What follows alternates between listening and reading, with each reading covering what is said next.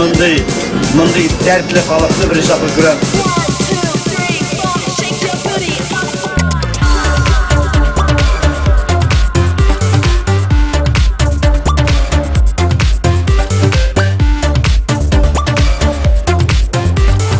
Я в восторге.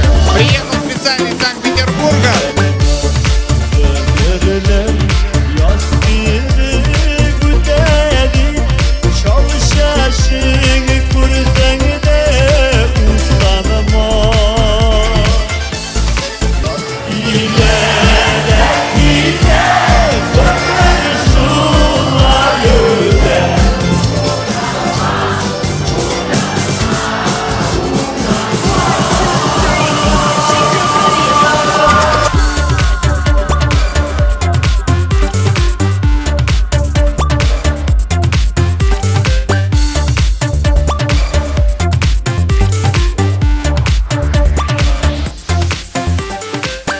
Kolay yok bulurdu bile bağlıydım.